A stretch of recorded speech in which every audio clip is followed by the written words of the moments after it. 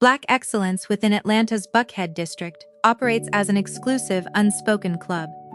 It remains a world built on custom-tailored Tom Ford suits, multi-million-dollar commercial real estate developments, and legacy families who pride themselves on untouchable pedigree.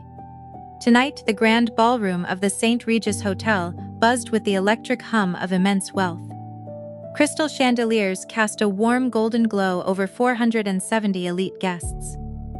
Waiters wearing crisp white tuxedos circulated silently, balancing silver trays loaded with imported caviar and vintage champagne. At the center of this opulent display stood my husband, Desmond. He stood tall at the polished mahogany podium, adjusting the lapels of his midnight blue tuxedo.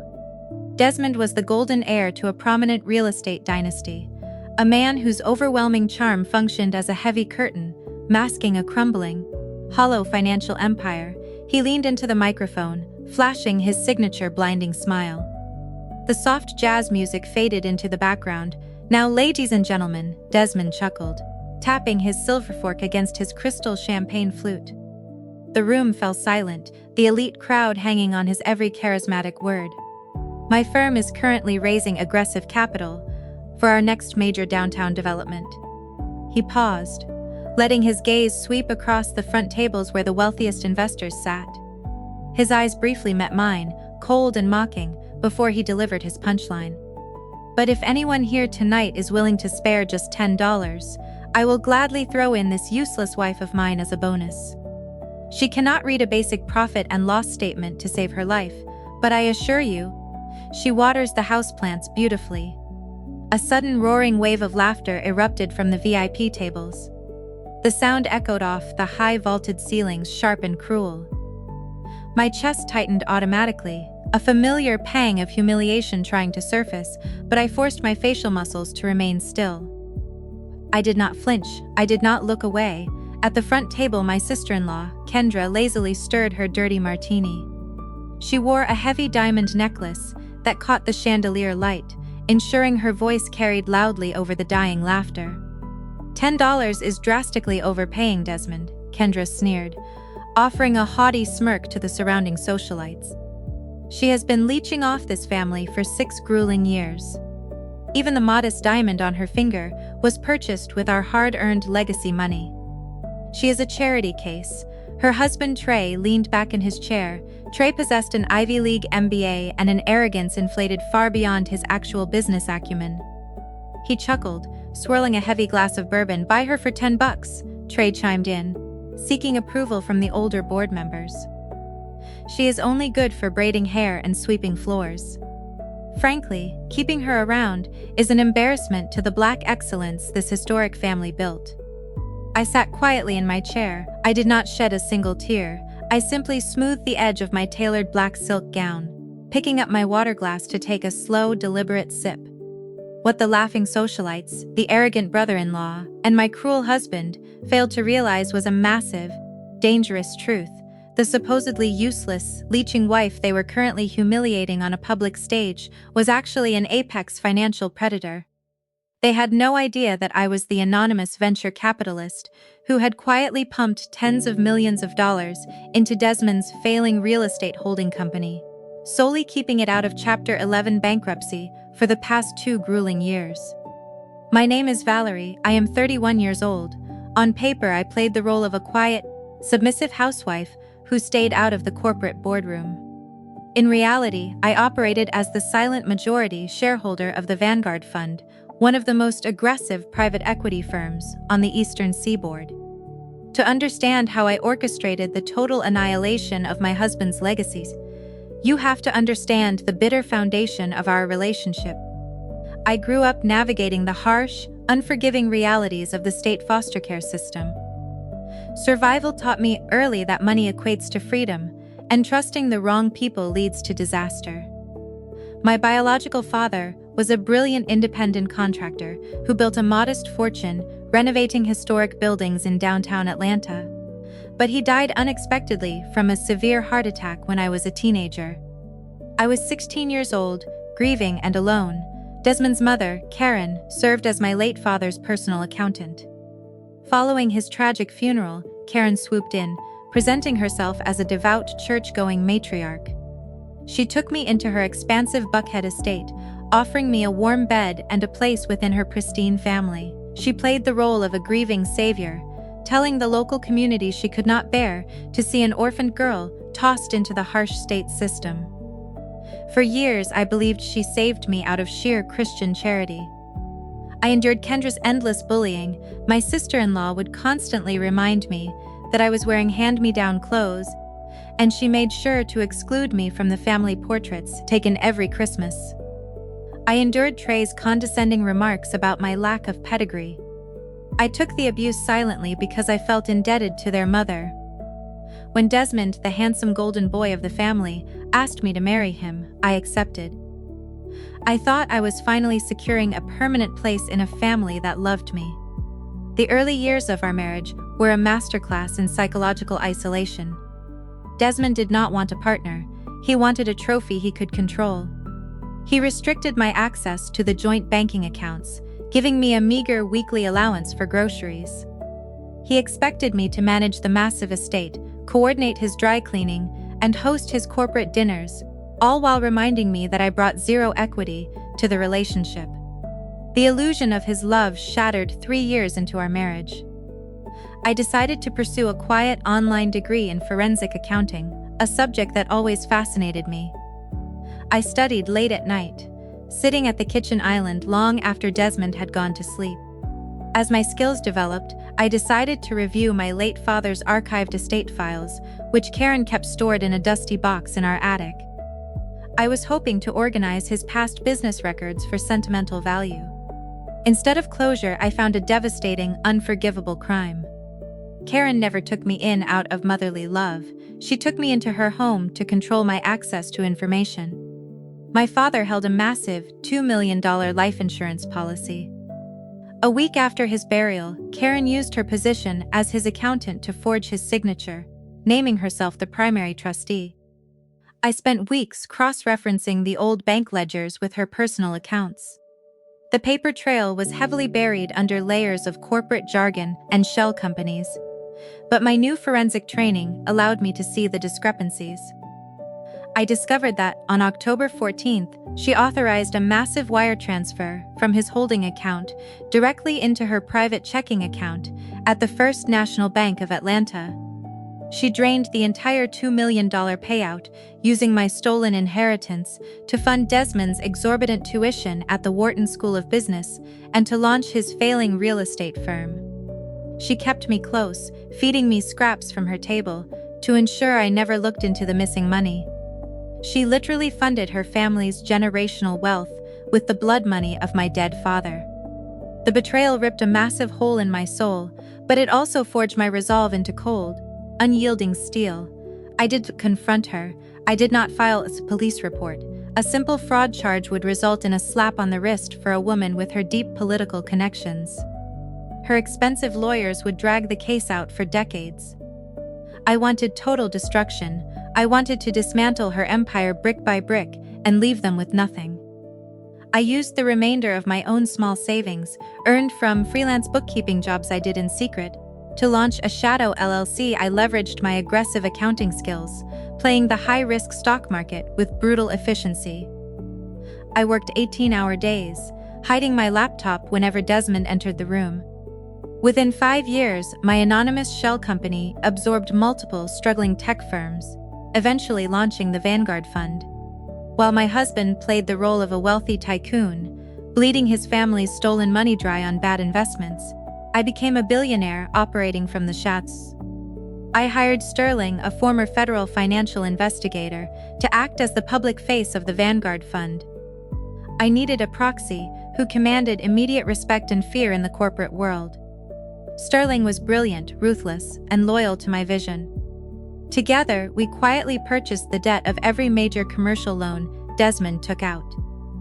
I became my husband's primary creditor without him ever knowing my name. Tonight was the culmination of a trap I spent 3 years setting. Desmond had been acting exceptionally bold over the past month. His real estate company was bleeding cash, suffocating under massive toxic loans. Yet, instead of cutting back on his lavish lifestyle, he began parading a new woman around high society. Her name was Sasha. She was a striking woman who always wore plunging designer gowns and heavy diamond necklaces. Desmond introduced her to the Buckhead elite as a brilliant tech heiress from Silicon Valley, claiming her billionaire father was preparing to inject $50 million into his struggling firm. He flaunted his blatant affair in my face, secure in his delusion that I was too weak and financially dependent to leave him. He brought Sasha to our home, letting her sit on my furniture and drink my wine. He honestly believed Sasha was his saving grace. He had no idea she was a desperate illusion, and he had no idea the actual billionaire held the lease to his entire life. Earlier that exact same day, I sat in the glass-walled boardroom of my corporate headquarters, reviewing the final hostile takeover documents. Sterling stood by the floor-to-ceiling windows, staring down at the busy Atlanta traffic, while my lead corporate attorney, David, slid the heavy contract across the polished oak table. The board of directors for the hospitality group caved an hour ago, David stated, tapping his silver pen against the crisp paper. They could not match the liquidity you offered. As soon as you sign this, Vanguard Fund holds a 60% controlling stake in the St. Regis Hotel Network. You will officially own the ground. Desmond is hosting his charity gala on tonight. I picked up my pen, feeling the cold, satisfying weight of the metal. Did the hotel management team receive the updated corporate structure? Sterling turned away from the window, his expression grim and professional. Not yet, the final transfer of authority processes at midnight. Right now, the event manager and the security team still believe they answer to the old board. They have no idea they are hosting their new boss. Perfect, I murmured, signing my name with a smooth, deliberate flourish. I want them in the dark until the trap snaps shut. What about Sasha's father?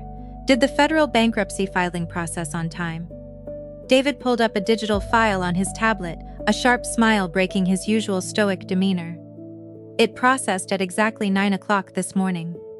The man is underwater. His corporate accounts hold less than $500. He leveraged everything to create the illusion of wealth, hoping his daughter could secure a rich husband to bail them out. Desmond fell for the facade hook, line, and sinker. Desmond always gravitated towards shiny, hollow things, I noted, closing the heavy leather folder. Tonight, he is going to realize that the shiny things shatter the fastest. I left the office feeling an icy sense of absolute calm. When I arrived at the hotel for the evening gala, I bypassed the red carpet and the flashing cameras of the local high society photographers. I entered through the private side doors, stepping into the chaotic, glittering cocktail hour taking place in the grand foyer, just outside the main ballroom. The room hummed with the sound of clinking glasses and pretentious laughter. I spotted Desmond immediately. He stood near the towering ice sculpture, his arm wrapped tightly around Sasha's waist. She wore a plunging emerald designer gown that dragged across the floor, her neck dripping with heavy diamond stones. She laughed loudly at a joke made by a city council member, ensuring the entire room noticed her presence. Desmond looked like a man high on his own supply. He radiated an arrogant confidence, believing he was hours away from securing a $50 million lifeline. I walked quietly toward the private bar, intending to order a simple sparkling water. Before I could even reach the bartender, a heavy hand grabbed my elbow. I turned around to find Kendra and Karen blocking my path. Kendra looked me up and down, her lips curling into a vicious sneer. She wore a silk dress that barely concealed her hostility. Karen stood right beside her, holding a crystal wine glass, her face twisted in a mask of polite disdain. I am honestly shocked you showed your face here tonight, Valerie. Kendra spat, her voice pitched low to avoid drawing the attention of the nearby socialites. Have you no shame at all? Look at my brother, look at the woman standing next to him. Sasha comes from a family of actual billionaires. She belongs in this room. You are just taking up valuable oxygen. Karen took a slow sip of her wine, sighing dramatically. I told Desmond he should have mailed you the divorce papers this morning, the matriarch murmured, shaking her head. It is simply cruel to let you wander around this gala, pretending you are still part of this legacy. You were always a stray dog I took pity on. You should know when to walk away before you get publicly kicked out. I held my ground, my expression remaining neutral. I looked at the two women who had spent 6 years trying to crush my spirit. I did not feel hurt. I only felt a deep, clinical anticipation for their impending destruction. Are you so certain Sasha is the savior this family needs, Karen? I asked, my voice calm and devoid of emotion. Desmond is risking his entire firm on a woman he met a month ago. Kendra scoffed, rolling her eyes. You are just jealous. Sasha's father owns a dozen tech companies in Silicon Valley. She brings real generational wealth to the table. What did you ever bring? A sad sob story and a cheap accounting degree. Do not embarrass yourself tonight, Valerie, Karen warned, stepping closer, her tone dripping with venom. Desmond is going to announce the new partnership during his speech. When he does, you need to slip out the back door and disappear. If you cause a scene, I will make sure the elite community in this city blacklists you permanently. You will be back on the streets where I found you.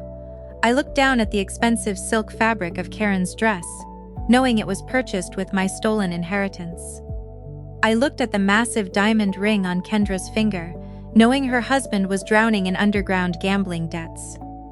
I promise you both, I said, my voice dropping to a whisper that sent a sudden brief chill through the air. I will not slip out the back door, and by the end of the night, everyone in this room will get exactly what they deserve. Kendra rolled her eyes again, dismissing my words as the pathetic rambling of a defeated woman. She grabbed her mother's arm and steered her away toward the VIP seating area. A few moments later, the grand ballroom doors opened. The wealthy donors began filtering inside, taking their assigned seats at the lavishly decorated tables.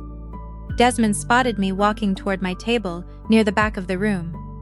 He detached himself from Sasha, marching over to me with long, aggressive strides.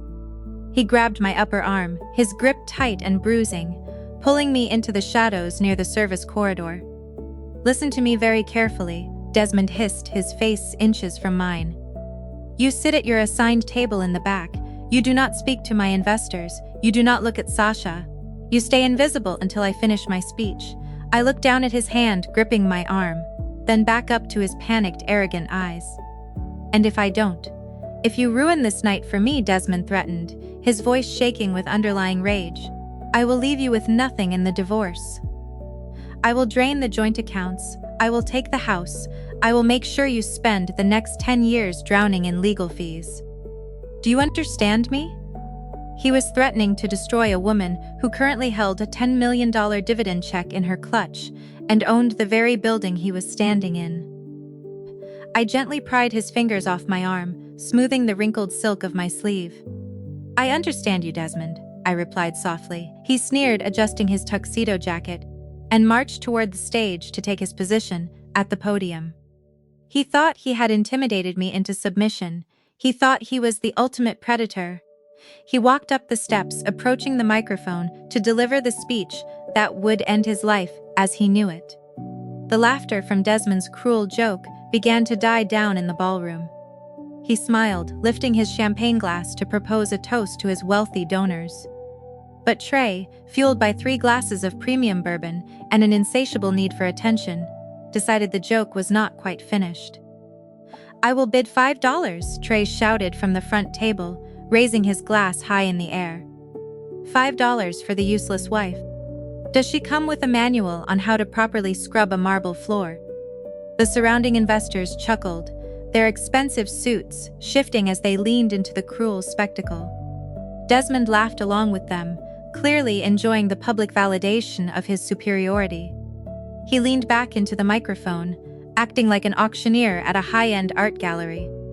We have $5 from the gentleman in the front row, Desmond announced, his voice smooth and arrogant. Do I hear 6? Keep in mind, gentlemen, her cooking is terrible, and she spends most of her day reading boring financial books she does not understand. But she does know how to organize a closet. A prominent real estate developer sitting near the center aisle.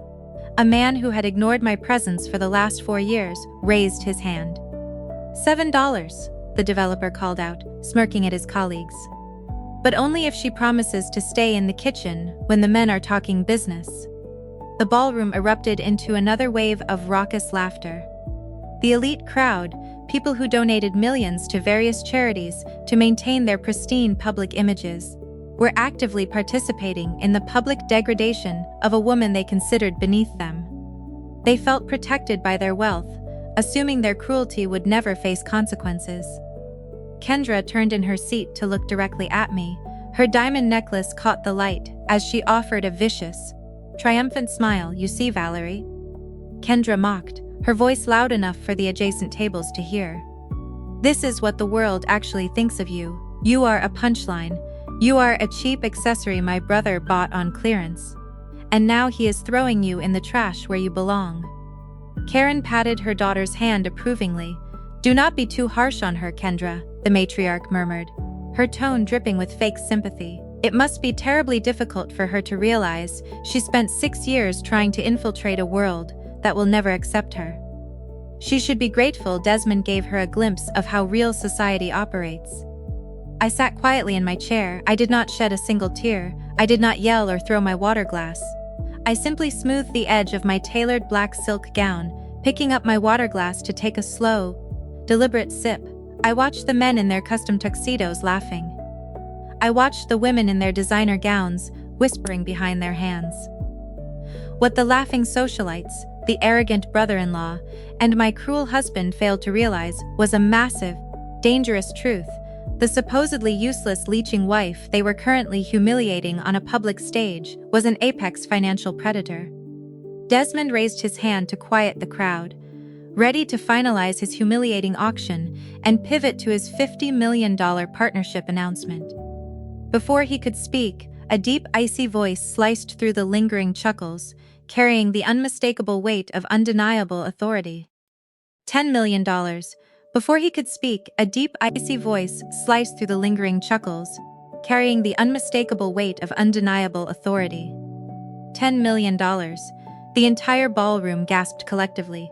470 heads snapped simultaneously toward the grand mahogany entrance doors. A towering, broad-shouldered man strode into the room. He wore a flawless, custom-tailored black tuxedo that hugged his athletic frame. His sharp jawline was set in stone, and his dark eyes radiated an intimidating, predatory intensity. It was Sterling. He operated as the public face of the Vanguard Fund, known throughout the financial sector as the most feared, uncompromising private equity titan on the East Coast.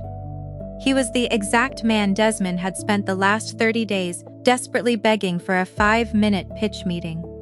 Desmond's mocking smile froze solid. He swallowed hard, his manufactured confidence evaporating instantly under Sterling's piercing gaze. He hastily set his champagne glass down on the podium, gripping the edges of the wood to steady his shaking hands. "Mr. Sterling," Desmond stammered, his voice projecting a nervous, high-pitched tremor over the speakers. "You have a fantastic sense of humor. Having you attend my fundraising gala tonight is an immense honor, but you truly do not need to participate in the joke." "Who said I was joking?" Sterling replied. He did not even look at my husband. Sterling walked straight past the silent rows of VIP tables, his heavy footsteps echoing across the marble floor. He bypassed the city council members, ignored the prominent real estate moguls, and stopped directly in front of my small, neglected table near the back. To the profound shock of everyone in the room, Sterling reached into his tailored jacket, pulled out a crisp, signed cashier's check, and placed it neatly next to my water glass. $10 million, but I am not here to buy her, Sterling stated, finally casting a cold, dismissive side-eye toward the podium. "Desmond, do you honestly think $10 buys my boss?" The silence in the St. Regis ballroom became deafening. The soft clinking of silverware vanished. The waitstaff stopped moving. Sterling turned his attention back to me, offering a respectful nod. "Valerie, your quarterly dividends from the Vanguard Tech acquisitions just cleared the escrow accounts. We are up 20% this month. The board requires your final signature on the merger." Kendra dropped her dirty martini glass. It hit the marble floor, shattering into sharp pieces, the cracking sound echoing violently through the cavernous space. "Boss?" Kendra shrieked, scrambling to her feet, her chair scraping harshly against the floor. "What are you talking about?" She is a charity case from the state system. She must be sleeping with you to get access to that kind of money. Desmond, do you see this? Your wife is a manipulative gold digger. Trey jumped up beside his wife, his face flushed purple with defensive rage. He pointed a shaking finger at Sterling, furious that his elite status was being challenged by a man who possessed far more actual power. Security, Trey bellowed, waving his arms frantically toward the perimeter of the room. Throw these two out immediately. This is our family's prestigious charity gala, not a circus for this delusional woman and her hired actor. I took a slow, calming breath. I picked up the $10 million check from the table, folded it neatly, and slipped it into my designer clutch. I stood up, my Louis Vuitton heels clicked sharply against the floor as I stepped out from behind the table. I did not yell, I did not throw a tantrum, I simply let the weight of my reality crush their fragile illusions. The family you are so proud of defaulted on its massive commercial loans 8 months ago, Trey, I stated. My voice was calm, resonant, and devoid of any mercy. It carried clearly across the silent ballroom, reaching the ears of every major investor present. Trey froze, his hand dropping slowly to his side. Do not think I am unaware of the corporate ledgers. I continued, pacing slowly toward the center aisle. I know that you and Kendra secretly drained $3 million from the charity reserve accounts last month to pay off your severe underground gambling debts in Macau. Trey's face drained of all color. He stumbled backward, knocking into his chair, his mouth opening and closing soundlessly like a suffocating fish. Kendra clutched her diamond necklace, her eyes wide with sheer terror, as the wealthy socialites seated around her began whispering furiously. Before Trey could formulate a pathetic denial, the heavy velvet curtains near the VIP stage wings were shoved aside. Sasha burst out from the shadows, eager to protect her meal ticket. She wore a plunging emerald designer gown that swept the floor, determined to play the role of the wealthy savior. She instantly rushed up the stage steps, clinging tightly to Desmond's trembling arm. She grabbed the spare microphone from the stand, her face twisted in a mask of aggressive superiority. Valerie, have you lost your mind? Sasha screamed, her shrill voice grating over the speakers. Desmond is about to sign a monumental $50 million partnership with my father's investment fund. Do you honestly think anyone in this room believes your fake check and your hired actor? You are a pathetic housewife trying to ruin a man who outgrew you. Get out of this hotel before I have you arrested for criminal trespassing. I stopped pacing. I looked up at Sasha, a cold, sharp smile spreading across my face. Oh, Sasha, I replied softly, my voice dripping with dark anticipation. I was truly hoping you would speak up tonight. I reached into my clutch, pulled out my smartphone, and tapped a single digital icon on the screen. The massive LED presentation screens positioned behind the stage, which had been brightly displaying Desmond's fake charity logos all evening, instantly went black. A collective gasp rippled through the crowd as the stage plunged into heavy shadows. A second later, the screens flashed back to life. They no longer displayed the fundraising thermometer goals. Instead, they projected high-resolution, unredacted federal court document scans. The text was massive, undeniable, and stamped with official red government seals. Your father's investment fund? I asked, gesturing gracefully toward the glowing screens behind their frozen bodies. You mean the fraudulent real estate mogul who filed for Chapter 11 federal bankruptcy at 9 o'clock this morning? Sasha let go of Desmond's arm as if she had just touched a burning stove. She stumbled backward, her arrogant smirk vanishing, replaced immediately by raw, unadulterated horror. She shook her head wildly, her heavy diamond earrings swinging against her neck. Those are fake, Sasha screamed, pointing a trembling finger at the glowing screens. Desmond, do not look at those. She hacked the system. My father is currently negotiating a massive merger in Tokyo. His portfolios are secure in offshore trusts. Is that right? I asked calmly, tapping my smartwatch again. The screen split in half. On the right side, a live video feed appeared. It showed a dilapidated, run-down townhouse in a sketchy suburb of Atlanta.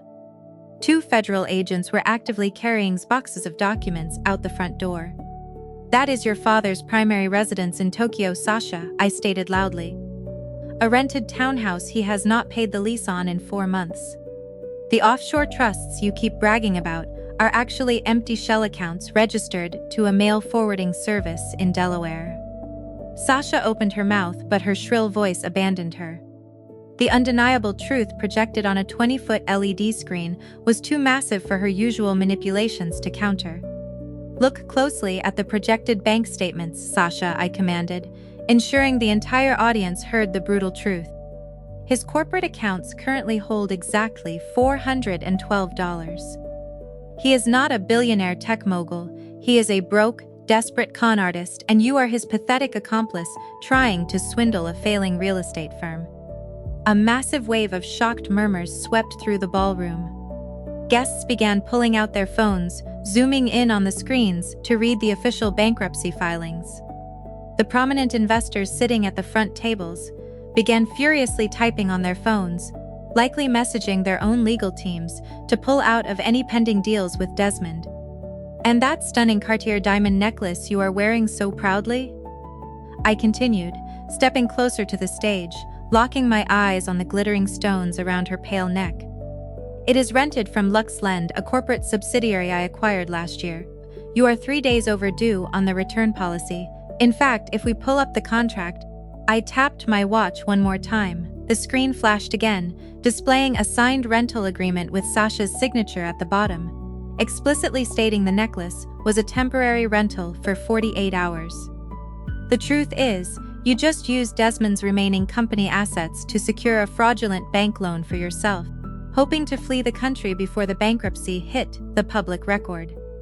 Desmond turned slowly to look at Sasha, the realization that he had humiliated his wife, alienated his family, and staked his entire crumbling empire on a woman who was poorer than he was hit him with crushing force. He snapped, "Turn the screens off." Desmond screamed into the microphone, pure, unhinged panic gripping his voice. "Tech team, cut the power right now." "Nobody touches those screens," I ordered. The sound technicians in the back booth did not move a muscle. Desmond gripped the edges of the podium, his chest heaving as he stared down at me. "You cannot do this, Valerie. You cannot walk in here and ruin my fundraising event. You auctioned me off for $10 because you thought you held all the cards, Desmond," I stated coldly. "You thought your new mega Buckhead commercial project would save this rotting company, and you thought your new mistress would elevate your status.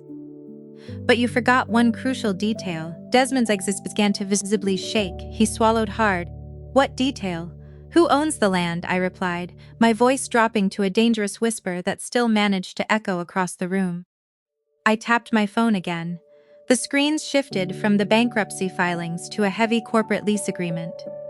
"Apex Holdings," I announced, watching the blood drain from his face. "My private shell company. You missed 3 consecutive ground lease payments, trying to fund Sasha's lavish lifestyle and keep up your fake billionaire image. I am officially terminating the lease.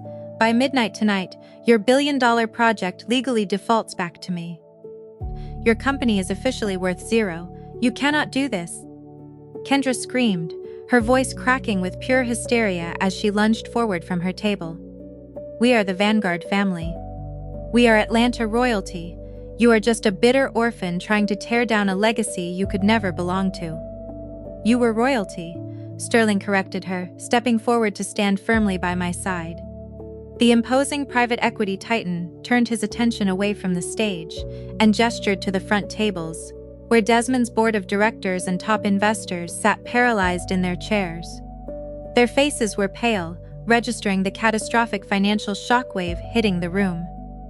"But right now," Sterling continued, his deep voice carrying an undeniable, chilling authority, "you are criminals." Sterling reached into his tailored jacket and pulled out a stack of crimson-red folders.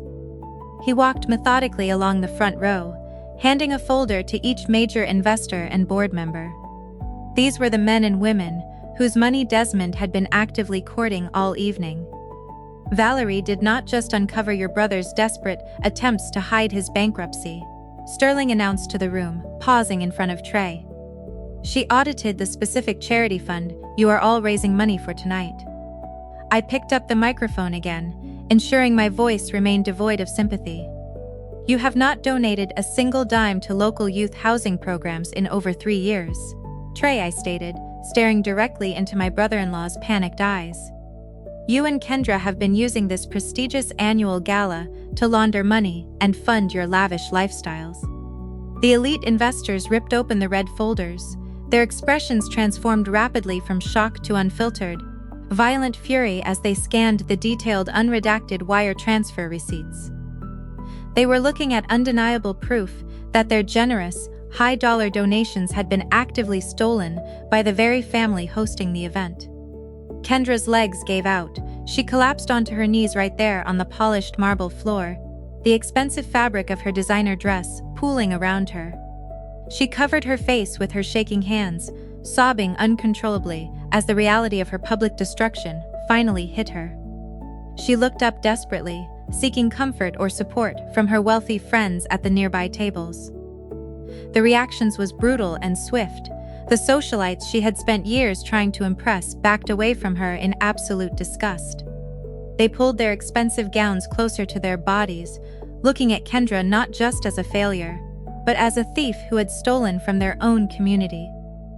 She was instantly permanently exiled from the only world she ever cared about. Trey stood frozen, staring at his sobbing wife. He did not bend down to help her. He simply stared at the screens displaying his massive gambling debts, realizing his Ivy League degree and his family name could not protect him from federal wire fraud charges. The golden couple of Buckhead was ruined, their reputation reduced to ashes in a matter of seconds.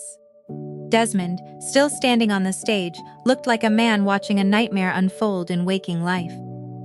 His company was failing, his mistress was an exposed fraud, his sister and brother-in-law were now confirmed embezzlers. The power dynamic in the room was absolute. Trey, refusing to accept total defeat, slammed his fist furiously onto the table. "This is kidnapping," Trey shouted, his voice cracking with desperation. He waved his arms frantically toward the perimeter of the room. "Security, get security in here right now. I want this woman and her hired actor thrown out immediately. This is a private charity gala, and they are trespassing on our property. I am calling the Atlanta Police Department." Within seconds, the St. Regis event manager, a tall man named Richard in a sharp navy suit, hurried over. He was flanked by 4 broad-shouldered security guards dressed in crisp black uniforms. They moved quickly, surrounding my table with intimidating precision. The guests sitting nearby leaned away, their eyes wide with morbid fascination, eagerly waiting to see the final humiliating removal of the disgraced wife. Desmond finally seemed to snap out of his paralyzed state. He leaned into the microphone at the podium. "Escort her out of the building, Richard," Desmond ordered, his voice trembling but attempting to sound authoritative. "Make sure she is permanently banned from this property. I will be pressing formal charges for disruption and criminal trespassing first thing tomorrow morning." The lead security guard stepped forward, reaching out his large hand to physically grab my arm and force me toward the exit. I did not flinch, I did not raise my voice or plead my case, I simply reached into my black designer clutch. My movements were slow, deliberate, and calm. I pulled out a sleek titanium black American Express Centurion card and a thick stack of freshly notarized legal acquisition papers. The documents were stamped with official red corporate seals. I held them up, keeping my cold gaze locked on the event manager. Richard stopped in his tracks, his eyes darting from the heavy metal card to the official seals on the legal paperwork. "I did not crash your party, Trey," I said coldly, my voice slicing through the chaotic noise of the room. I turned my attention back to the manager, extending the paperwork toward him. "I highly recommend you read the first page of that contract, Richard, before you make a decision that ends your career in hospitality permanently." Richard hesitantly took the documents from my hand. As his eyes scanned the bold print on the first page, his face drained of all color. He swallowed hard, his hands beginning to shake slightly as he realized exactly what he was holding. He looked up at me, his expression transforming instantly from authoritative annoyance to terrified subservience. "My holding company, the Vanguard Fund, acquired a 60% controlling stake in this specific hospitality group at 8 o'clock yesterday morning, I announced, ensuring my voice carried clearly to the security guards and the surrounding VIP tables. I do not just have a seat at this table tray. I literally own the ground you are currently standing on. I own this ballroom, I own this hotel, and I own the very security team you just tried to weaponize against me. A fresh wave of shock rippled through the ballroom.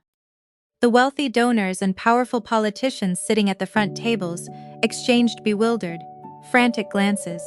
They were realizing that the quiet, unassuming woman they had ignored all night was actually a financial apex predator holding the keys to the entire building. Kendra let out a harsh, disbelieving laugh, trying to cling to her fading superiority.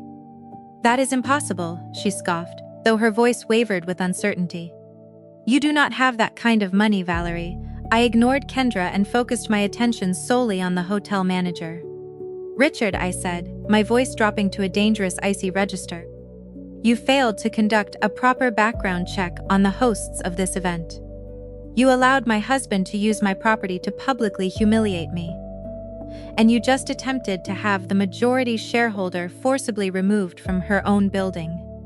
You are fired. Clear out your desk immediately." Richard opened his mouth to protest, to beg for his job, but the absolute finality in my eyes silenced him. He looked down at the floor, nodded once in defeat, and scurried away from the table, disappearing into the kitchen corridor without another word. I then turned my gaze to the 4 security guards who were still standing awkwardly around my table, unsure of what to do now that their manager had just been terminated on the spot. "Security," I commanded, my voice projecting undeniable authority. "You work for me now. Turn around, walk to the back of the room, and lock the heavy mahogany ballroom doors. Stand guard. Nobody leaves this event until I am finished here." The guards did not hesitate for a single second. They immediately snapped to attention, turned on their heels, and marched swiftly toward the main exit. The heavy metal locks clicked loudly, sealing the doors shut. The sound echoed ominously through the cavernous space. The predators who had mocked me, belittled me, and tried to destroy me were now trapped in the room with their prey. There was no escape route left for any of them. Desmond gripped the microphone stand, his knuckles stark white. He looked out at the locked doors, the realization dawning on him that he was no longer in control of his own charity gala. The power dynamic had shifted so rapidly, so violently, that he was unable to comprehend the new reality. He was a man accustomed to manipulating every situation, relying on his family name and his charismatic charm to bail him out of every disaster. But charm could not save him from a hostile corporate takeover. The wealthy investors at the front tables began standing up, their faces red with anger. They threw the red folders onto the tables, demanding answers from Desmond. They demanded their money back, shouting threats of immediate legal action, and promising to ruin the family's name in every major financial institution in the country. The elite charity gala had transformed into an angry mob demanding justice for the millions of dollars that had been stolen right under their noses. Kendra continued to sob on the floor, her wails echoing shrilly over the angry shouts of the investors. Amidst this chaotic destruction, my mother-in-law Karen decided it was time to deploy her ultimate weapon. Karen was a woman who had built an immaculate reputation across Atlanta as a devout church-going matriarch. She served on countless charity boards and hosted lavish luncheons, always projecting the image of a selfless, religious pillar of the community. Seeing her golden boy paralyzed on stage, and her daughter publicly branded as a common thief, Karen realized her entire legacy was slipping away. She needed to stop the public massacre immediately, and she knew exactly how to manipulate the room to regain control of the narrative. Karen suddenly let out a piercing, theatrical shriek that cut right through the shouting crowd. She grabbed the edge of her table, her face contorting into an expression of intense agony. She clutched her chest with both hands, gasping as if the air had been sucked from her lungs. With a dramatic flourish, she slumped forward, knocking over a crystal vase as she collapsed against the crisp white tablecloth. "My heart," Karen wailed, her voice trembling with manufactured terror. "Somebody help me, my heart is failing right now." The angry investors paused their fury momentarily, replaced by genuine confusion and sudden concern. A few socialites gasped loudly, taking a hesitant step forward. Karen writhed against the table, squeezing her eyes shut and taking short, ragged breaths. She reached a shaking hand out toward the crowd, playing the role of the frail, dying victim to perfection. She knew that a severe medical emergency would force the security guards to unlock the heavy doors, shut down the bright presentation screens, and end my relentless assault on her precious family. "Please call an ambulance immediately," Karen cried out, her voice dripping with pathetic desperation. She forced a single tear to fall down her cheek. "Valerie, how can you do this to us? How can you do this to me? I took you into my home when you were nothing. You were a nobody, a lost orphan with no family and no future in this world. I gave you a warm roof over your head, I fed you, I clothed you, I treated you like my own flesh and blood.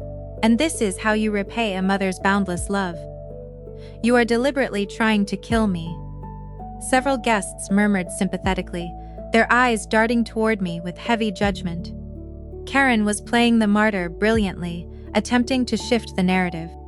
She wanted the elite crowd to see me not as a powerful investor uncovering massive fraud, but as a vicious, ungrateful monster torturing a kind elderly woman into a fatal heart attack.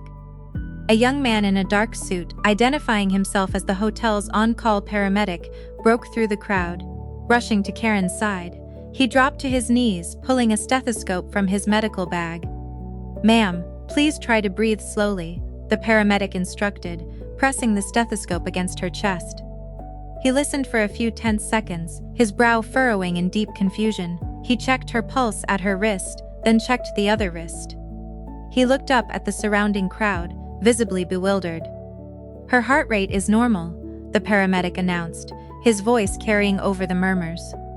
"It is actually remarkably steady. There are no signs of cardiac distress. You are incompetent." Karen shrieked, batting his hands away. "I am dying, call a real doctor."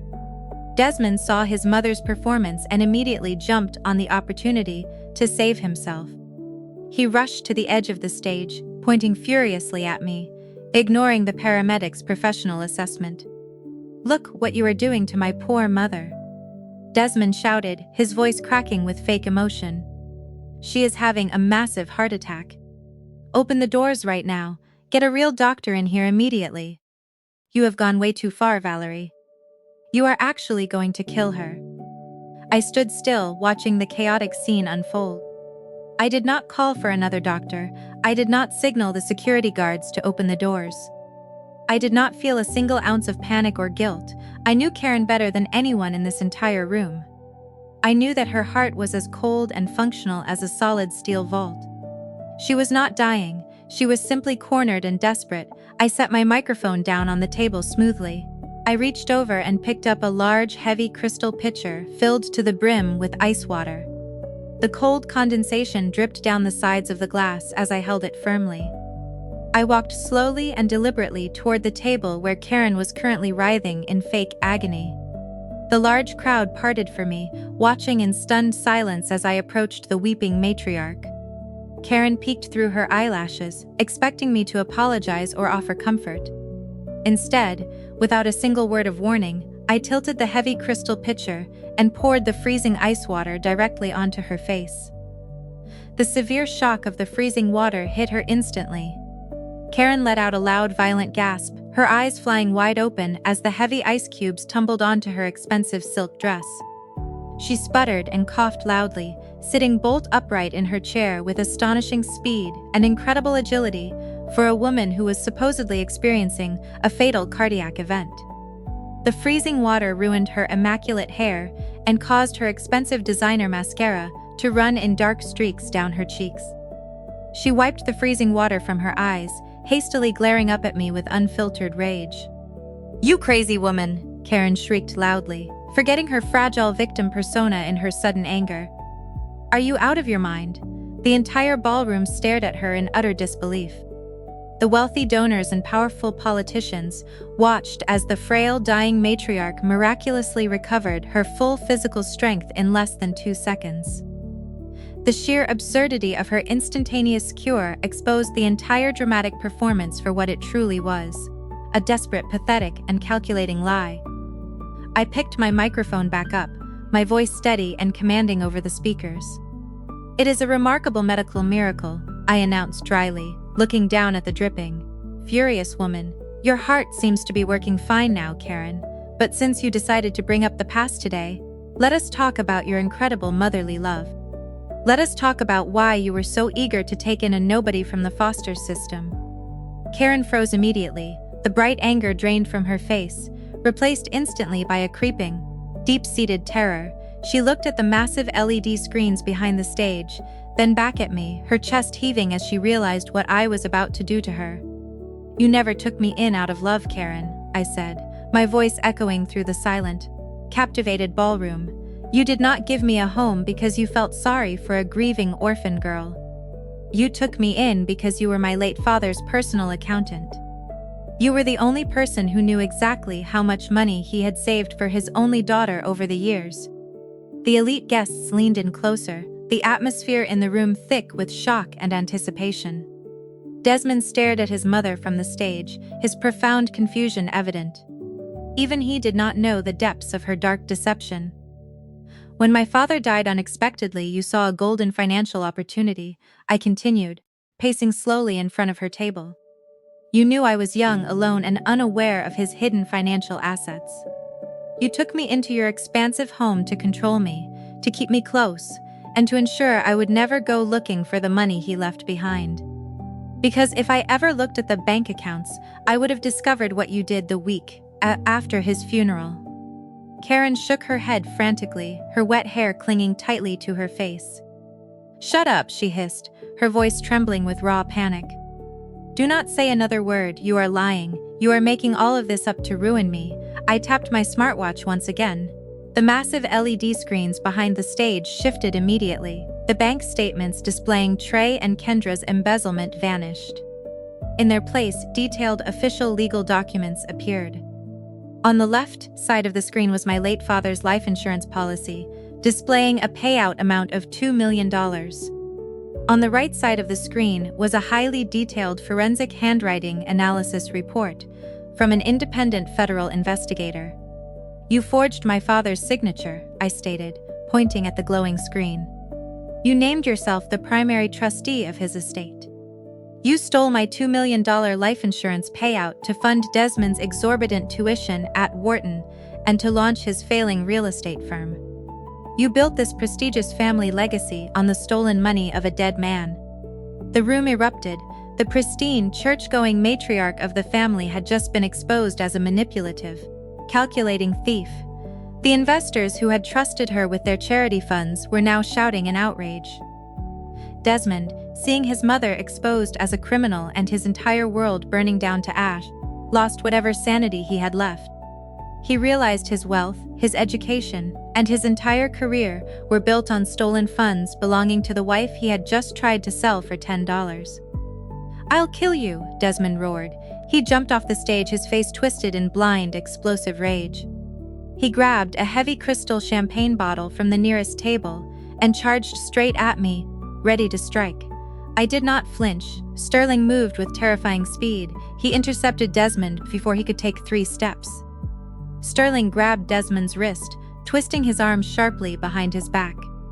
The champagne bottle slipped from his grasp, shattering against the floor. With one fluid, brutal motion, Sterling slammed my husband face first into the polished marble floor. Desmond groaned in pain, a small pool of blood forming from his busted lip. He lay pinned to the ground in his custom Tom Ford tuxedo, humiliated and neutralized, while hundreds of Atlanta's most powerful elites recorded his pathetic downfall on their smartphones. "Let him go, Sterling," I said quietly, watching my husband writhe on the floor. As Sterling stepped back, releasing his grip, a loud commotion echoed from the back of the room. The heavy mahogany ballroom doors burst open, shoved wide by the security guards I had stationed there. Sirens wailed loudly outside the hotel, the high-pitched sound piercing the tense atmosphere. Red and blue emergency lights flashed violently through the floor-to-ceiling windows, casting an eerie, chaotic glow over the opulent scene. Dozens of armed FBI agents and IRS criminal investigators stormed into the ballroom.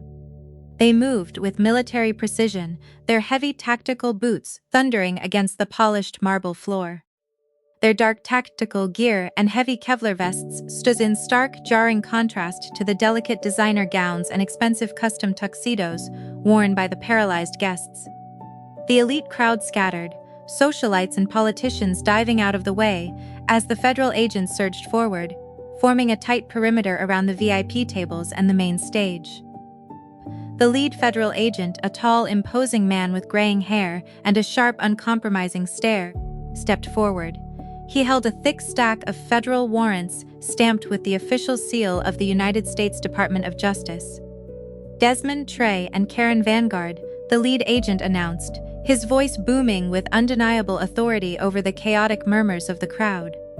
You are all under arrest for multiple counts of federal wire fraud, international tax evasion, corporate embezzlement, and criminal forgery. Trey reacted first, his survival instinct kicking in. He tried to bolt toward the kitchen corridor, abandoning his sobbing wife on the floor. He did not make it 3 steps. 2 massive FBI agents tackled him, slamming the Ivy League graduate hard against a catering table. The table collapsed under his weight, sending silver trays and expensive caviar crashing to the floor. Trey shrieked in pain as the agents twisted his arms behind his back, securing the cold steel handcuffs around his wrists. Kendra, watching her husband get tackled, lost her mind. She scrambled to her feet, digging into her designer clutch and pulling out a stack of $100 bills she carried for tips. "I can pay you," Kendra screamed at the IRA investigators advancing toward her. "I have money. You do not understand. We are a legacy family. You cannot do this to us. I will give you whatever you want." The female agent did not even blink. She grabbed Kendra's wrists, forcing the money out of her hands, and locked her in handcuffs.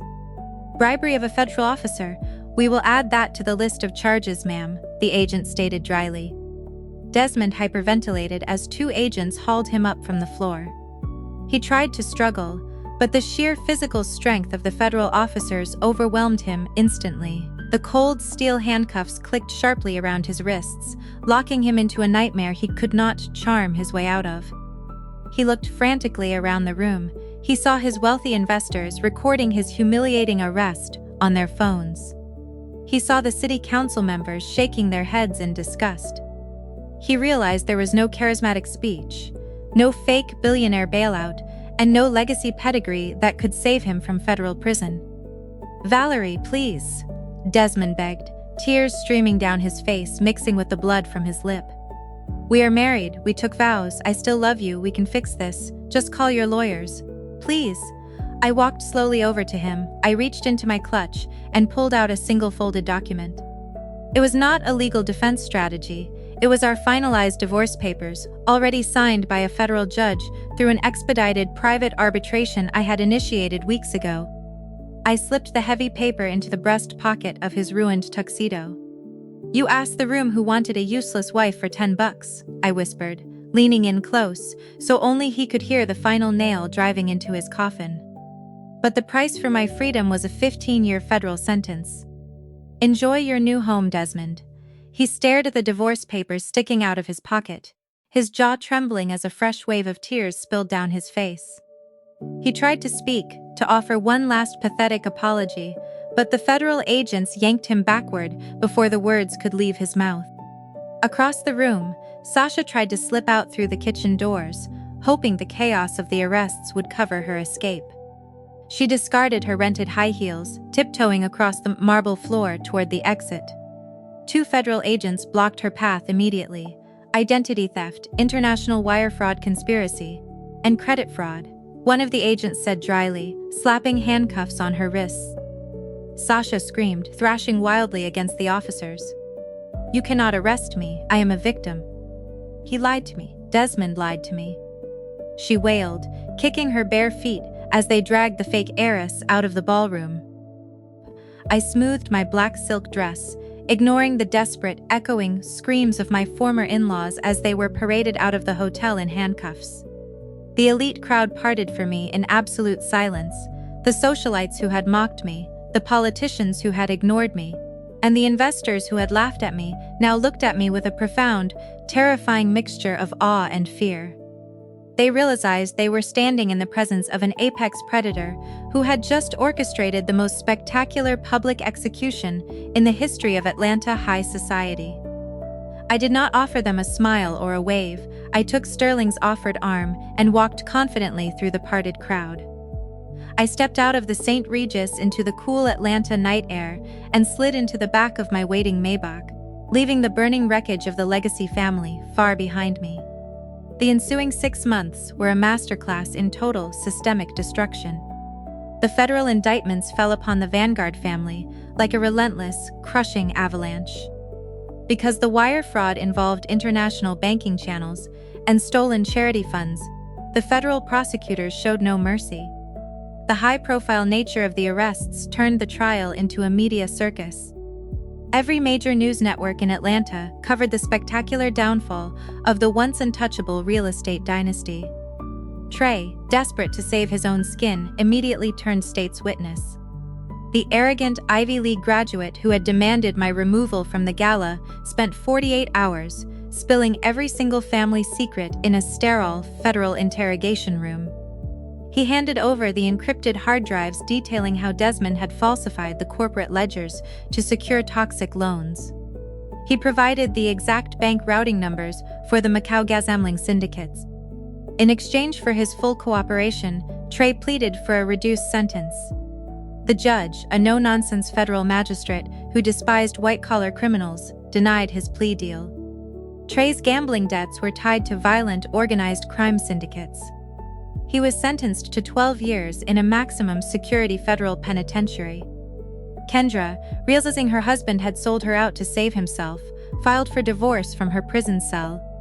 She faced her own conspiracy charges for laundering the stolen charity money through her failing luxury boutique.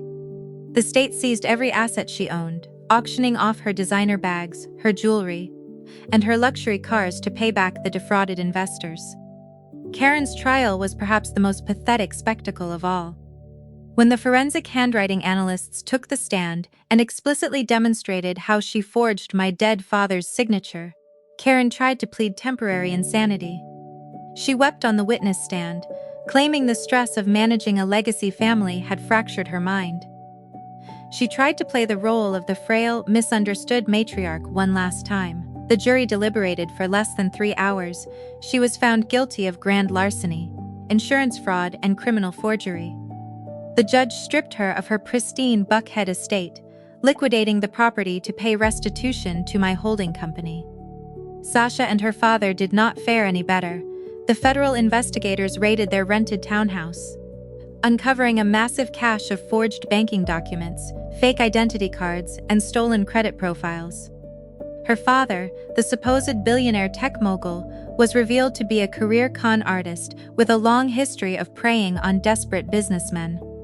Sasha was sentenced to 7 years for accessory to wire fraud and grand theft. A week before his final sentencing, Desmond requested a private visitation with me at the federal holding facility. I arrived wearing a tailored crimson power suit, my heels clicking sharply against the cold concrete floors of the visitation room. I sat down at the heavy metal table, waiting quietly. A few minutes later, the heavy steel doors opened. Desmond shuffled into the room. He was a ghost of the golden boy he used to be. He wore a baggy, faded orange jumpsuit. His skin was pale, his eyes sunken and surrounded by dark, bruised circles. The charismatic, untouchable real estate tycoon was gone, replaced by a broken, terrified inmate. He sat down across from me, his hands shaking slightly as they rested on the metal table. He looked at me, tears welling in his hollow eyes. "Valerie," Desmond whispered, his voice cracking with sheer desperation. "Please, I am begging you. My public defender is useless. The prosecutor is pushing for a mandatory 20-year sentence.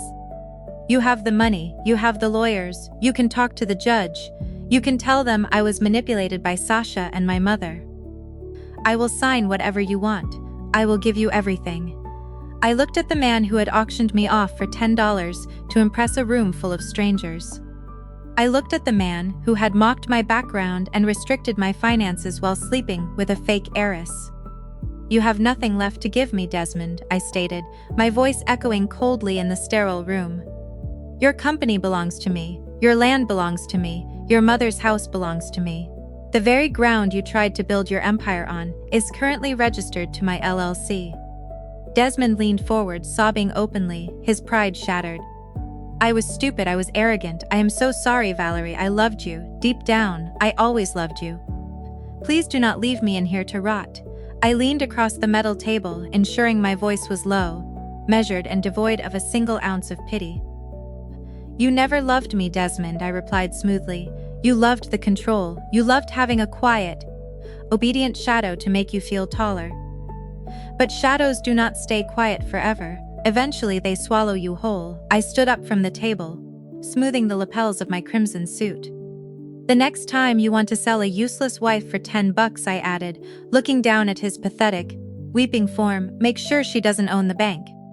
I turned my back on him and walked out of the visitation room, ignoring his desperate, echoing pleas for mercy as the heavy steel doors locked behind me. 1 month later, the demolition crews arrived at the downtown commercial site. I stood in the expansive penthouse suite of my newly constructed commercial skyscraper in the heart of the financial district. The massive floor-to-ceiling windows offered an unobstructed, panoramic view of the sprawling Atlanta skyline. The morning sun cast a bright golden glow over the bustling city below, a sharp contrast to the dark, suffocating years I spent trapped in Desmond's shadow. Sterling walked into the room, holding a heavy leather, corporate portfolio. He looked out the window at the distant construction site, pouring 2 glasses of sparkling water from the crystal decanter on my desk. The demolition team is ready and in position, boss, Sterling noted, handing me a glass. The city council approved the zoning changes this morning. The local politicians who attended the gala were suddenly very eager to expedite our permits. They want to stay on your good side. Good, I replied, taking a sip of the cold water. I set the glass down and picked up my fountain pen. I opened the portfolio, signing the final demolition authorization forms with a smooth, decisive motion. Through the successive windows, I watched the heavy wrecking balls begin to swing on the horizon. The thick steel chains pulled back, releasing the massive iron spheres with brutal momentum. They smashed into the concrete pillars of the failing commercial project Desmond had tried so desperately to save. The hollow structure crumbled instantly, floors pancaked on top of one another, sending a massive, billowing cloud of gray dust into the morning air. The physical manifestation of his arrogant legacy was reduced to a pile of twisted rebar and shattered concrete in less than 10 minutes. It was a beautiful, chaotic symphony of destruction. In its place, the Vanguard Fund was building a massive, state-of-the-art housing shelter and educational center, specifically designed for local foster youth. It would provide rigorous financial literacy programs, safe housing, and full college scholarships to teenagers aging out of the state system. I was taking the ground stolen from me and using it to ensure no other orphan girl would ever have to depend on a manipulative family for survival. They thought because I was quiet, I was weak. They thought because I came from the foster system, I was worth nothing.